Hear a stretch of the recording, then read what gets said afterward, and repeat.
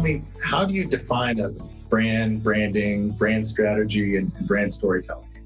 So it's a great question, and it's a super confusing kind of discipline. And brand and branding, it's a relatively young discipline, and it's really hot right now. And I'll talk about why it's really hot, but it's evolving, and so there's a lot of confusion around these words. And for me, the definition of a brand is not your logo, it's not your corporate identity, it's not your product. It's not even a promise. A lot of people say a brand is a promise, and it's certainly not all the impressions that you make across your company or brand. But really, the definition that I like to go by is that it's a gut feeling that someone has about your products or services. And it's a gut feeling because we are crazy, emotional, intuitive creatures as humans, right? Like, we are not logical. We like to think that we're logical, but we're not. We're emotional.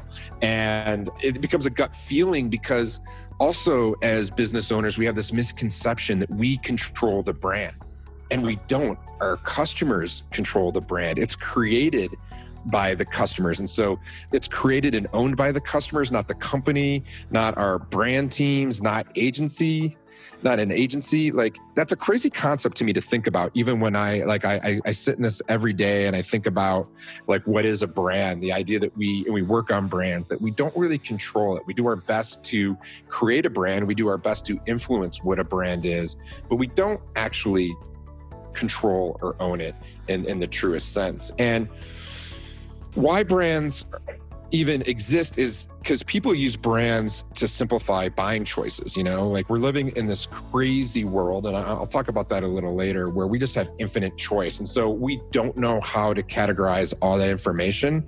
And brands really exist to help us simplify buying choices. And kind of back to the idea of, like, a brand isn't what you say it is, but what the outside world say it is. Like, one of my favorite quotes of all time is from Jeff Bezos, the richest man in the world. So I take him as an authority on this topic.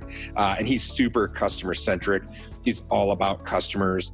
I really value his outlook on things. And he says that a brand is simply, it's what people say about you when you're not in the room. And if you think about that for a second, that's a super, super easy definition. Whether that's a personal brand, right? What are people saying about you and I, Keith, when we're not in the room? Or what are they saying about our company? And that's really when people are speaking their truth. People will tell you that they love your company or love what you're doing or that they need you. But really, it's about, like, when you're not around and what they're saying about you, that's the true testament of your brand. And so branding is an extension of that. And branding is simply a process that is designed to create a business strategy that outmaneuvers your competition. Say that again, but branding to me is a process that is designed to create a business strategy that outmaneuvers your competition. And then brand storytelling, you ladder up to that becomes the ongoing telling of your brand. That's most often the telling of the story of your customer. So, and when we tell that story of our customer, that should be told with them as the hero of the story. Like, thinking, and one of the, we have 10 Wildstory brand principles, how to become a Wildstory brand. But one of them is make them, your customer, the hero of the story. And so when we think about it, how do we make the customer the hero of their own life story when using our products and services? So, like, how do I make Keith a hero?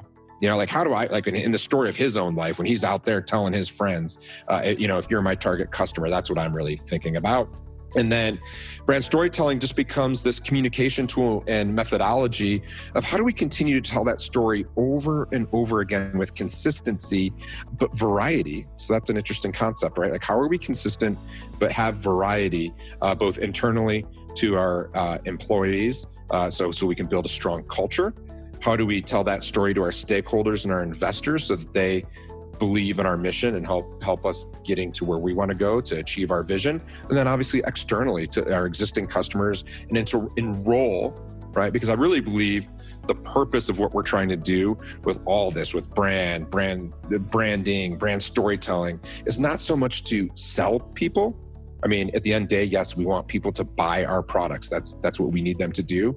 But the effective way to do that for the long term and to have people buying from us again and again is to enroll them in our brand and enroll them in our community. And that's how you can do that through brand storytelling. Very cool, man. I've never looked at branding like chess before, but the way that you explained it is outmoving your competition and sort of looking 7 moves ahead. It's a really interesting analogy. I like that a lot.